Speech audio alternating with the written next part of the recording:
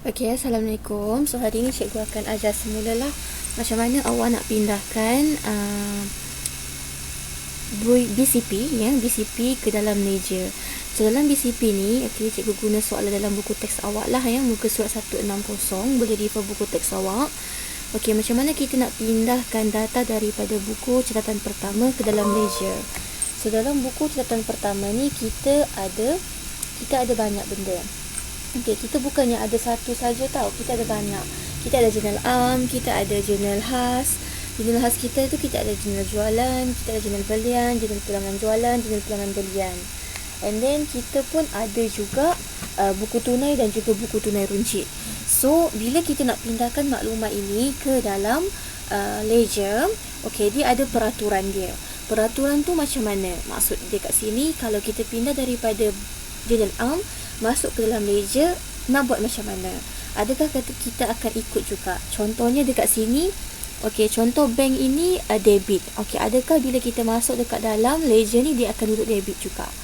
Okey, so yang untuk hari ni kita akan tengok benda tu lah secara ringkas dulu. Okey, so cikgu terang dulu dengan awak. Okey, macam mana kita nak pindahkan daripada jurnal am ke dalam ledger. Okey, so yang awak kena faham dekat sini adalah, okey, kita ada dua, ledger am, kita ada ledger khas. Okey, sama saja ledger am ke ledger khas dia punya tapak, cuma yang masuk dalam ledger am ini adalah semua urus niaga, kecuali yang berkaitan dengan akaun belum terima dan juga akaun belum bayar barang niaga. Kalau dia akaun belum terima dan juga akaun belum bayar yang berkaitan dengan urus niaga, jual ataupun beli aset bukan semasa, dia akan masuk dalam jurnal am juga. Okey, yang awak kena ingat dalam ledger khas dia akan masuk akaun belum terima dan juga akaun belum bayar barang niaga. Okey, so cikgu tunjuk dulu yang pertama. Okey, so contohnya dekat sini. Okey, peraturan nak pindahkan maklumat daripada jurnal am ke dalam ledger adalah awak kena buat, okey, ikut saja sebiji-sebiji. Maksudnya kalau bank ini berada di kolom debit, awak akan rekod dia belah debit. Boleh? Okey, so dalam soalan ni dia kata, okey, aset dan juga liability pemilik pada tarikh ini. So maksudnya ini merupakan baki awal semua ni. Okey, kalau nak tengok, kita tengoklah, kita refer kepada soalan dia lah. Okey, soalan ni dia refer kepada, dia sambung soalan yang sebelum ini. Okey, yang ini boleh refer soalan asalnya dekat bab 4 kalau tak silap cikgu. So sekarang ni kita tengoklah nak pindahkan dia. Kalau bank debit, kita akan tulis debit. So tulis dulu nama akaun dia dekat sini adalah akaun bank. Okey, akaun bank. So dalam jurnal ledger am, okey, kalau folio dekat tepi ni kita akan tulislah LA1. Maksudnya dia ada ledger am yang pertama. Okey, so dekat sini tarikh kita tulislah soalan ini 2016. Okey, butir dia. Okey, tulis dulu tarikh dia adalah pada September 1. So dekat sini adalah baki BB. Alright, so tulis jumlah dia adalah 30,000. Okey, itu saja. Lepas tu pindahkan pula akaun perabot. So tulis dekat sini akaun perabot. Okey, akaun perabot jadi LA2 lah. LA2. Okey, jadi LA2. So kita akan tulis dekat sini 2016. Okey, September 1. Kita akan rekod belah debit juga sebab dalam BCP ini perabot duduk bahagian debit. So awak akan tulis dekat sini baki BB. Okey, so jumlah dia adalah 5,000. Okey, and then awak ada pula akaun belum terima perniagaan Firash. Okey, akaun belum terima perniagaan Firash dan juga akaun belum bayar pembekal tiah ini adalah ABT kita. Ini ada ABB, ini ada ABT. So bila ABT dan juga ABB, dia kena rekod dalam ledger khas. Awak tak boleh rekod dalam ledger am lah. Okay, so kita buka surat yang baru. Kalau awak buat menggunakan testpad, buka testpad yang baru, buat yang pertama ledger apa? Ledger khas yang berkaitan dengan ABT. So dekat sini awak tulislah akaun belum terima. Okay, titik bertindih. Nama siapa dekat situ? Perniagaan Firash. So, perniagaan Firash. Okay, so dalam ledger jualan kita akan tulis sebagai dekat sini ledger jualan 1, LJ 1. Maksudnya ini adalah nama akaun belum terima kita yang pertama lah. Okay, dalam journal ARM, okay, ABT kita berada di bahagian debit. So kita kena rekod bahagian debit lah. 2016. Okay, September 1. So yang ini pun baki BB. So jumlah dia adalah, okay, so jumlah dia dekat situ adalah berapa, apa dia? 2,700. Okay, so settle akaun belum terima. Kita tengok pula akaun belum bayar, pembekal TA. So itu juga merupakan ledger khas sebab dia adalah akaun belum bayar. ABB, ABT barang niaga, ledger khas. So pergi dekat bahagian, okay, akaun belum bayar.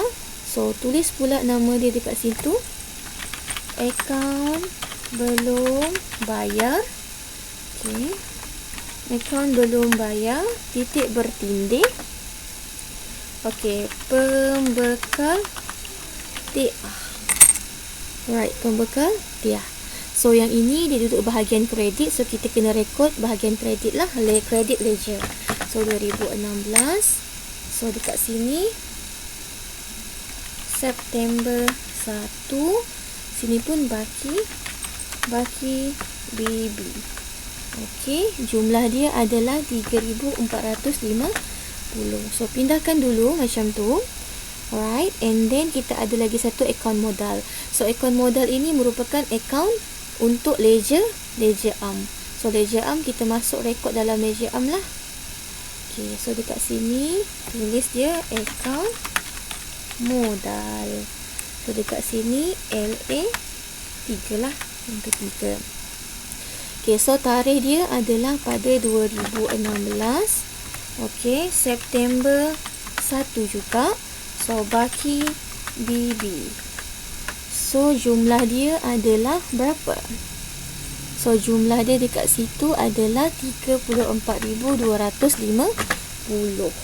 Okay, so dekat sini apa yang cikgu nak cakap, bila kita pindahkan, okay, urus niaga ataupun maklumat daripada journal ARM, okay, kita akan ikut sahaja. Kalau dekat journal ARM ni bahagian debit, kita akan pindahkan bahagian debit. Kalau dia bahagian kredit, kita pindahkan bahagian kredit.